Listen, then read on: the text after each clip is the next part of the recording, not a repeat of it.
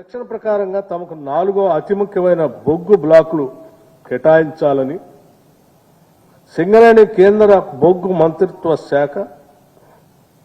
శాఖను కోరింది. వాటిలో Sathupalli block 3, Koyagudem block 3, Sravanapalli block PKOC deep side బ్లాక్లు ఉన్నాయి. ఈ బ్లాకుల్లో ఇప్పటికే సర్వే పూర్తయింది. ఈ బ్లాకులను ఆనుకుని పాత గనులు సింగరేణికి సంబంధించి నడుస్తూ ఉన్నాయి. ఈ గనులకు సంబంధించిన సిహెచ్పిలు, రోడ్డు మార్గాలు, కార్యాలయాలు అన్నీ కూడా అందుబాటులో ఉన్నాయి.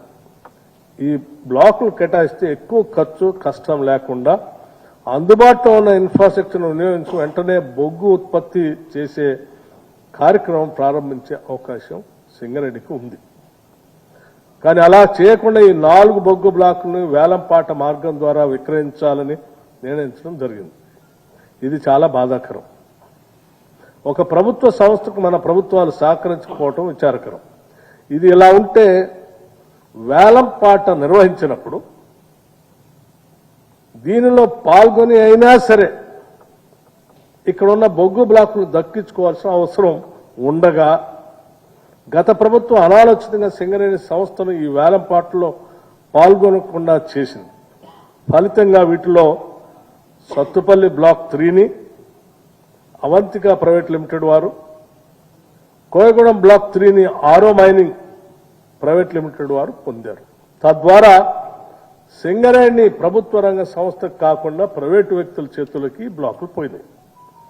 సింగరేణి ప్రాంతంలోని ఇతర బ్లాకులు కూడా ఈ విధంగా వేలంపాట పద్ధతిలో కేటాయించాలని కేంద్ర బొగ్గు శాఖ వారు నిర్ణయించారు. ఇది బాధాకరంగా మీ దృష్టికి తీసుకొస్తున్నాం. సింగరేణి సంస్థ అనేది కేంద్ర రాష్ట్ర ప్రభుత్వాల ఉమ్మడి సంస్థ. ఇది మన ప్రభుత్వ సంస్థ. ఈ సంస్థ మన రాష్ట్రానికే కాకుండా ఇతర రాష్ట్రాలకు కూడా బొగ్గు అందిస్తా ఉంది. అలాగే దేశంలో బొగ్గు రంగంలో పనిచేస్తున్న అతి కొద్ది ప్రభుత్వ రంగ సంస్థల్లో సింగరేణి ప్రముఖమైంది. దీన్ని కాపాడుకోవటం మనందరి సమష్టి బాధ్యత. కాబట్టి ఇందుకోసం ప్రభుత్వ సంస్థల కొత్త చట్టంలోని 117A(2) ప్రకారం రిజర్వేషన్ ప్రక్రియ ద్వారా బొగ్గు బ్లాకులను కేటాయించే అవకాశం ఉండగా దాన్ని పక్కన పెట్టి వేలంలో పాటలో పెట్టి ప్రైవేటు వారికి అవకాశం కలిగించడం అంటే ప్రభుత్వ రంగ సంస్థను కుదేలు చేయటమేనని భావిస్తున్నాం. ఇది ఏమాత్రం ఉపయోగకరంగా సింగరేణికి ఉండదని మీకు విజ్ఞప్తి చేస్తా ఉన్నాం. సుదీర్ఘ చరిత్ర ఉన్న సింగరేణి సంస్థ ఇప్పుడు 39 బొగ్గు గనులతో నడుస్తున్నప్పటికీ కొత్త గనులు కేటాయింపు లేకపోతే ప్రస్తుతం ఉన్న గనులు క్రమంగా తగ్గిపోవటం జరుగుతుంది. రానున్న 5 సంవత్సరాల్లో 8 భూగర్భ గనులు, 3 ఓపెన్ కాస్ట్ గనులు మూతపడబోతున్నాయి. ఆ తర్వాత రానున్న 5 సంవత్సరాలు అంటే 2032 నాటికి మరో 5 భూగర్భ గనులు, 6 ఓపెన్ కాస్ట్ గనులు మూతపడబోతున్నాయి. 2037-38 నాటికి మరో 5 గనులు మూతపడబోతున్నాయి.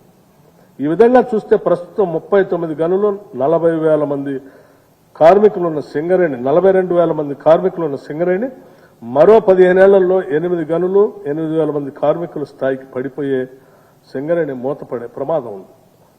తెలంగాణ ప్రాంత మంత్రులుగా, తెలంగాణ ప్రాంత నాయకులుగా ఇటువంటి పరిణామాన్ని మనం ఊహించలేము, కోరుకోవద్దని కూడా కోరుతున్నాం.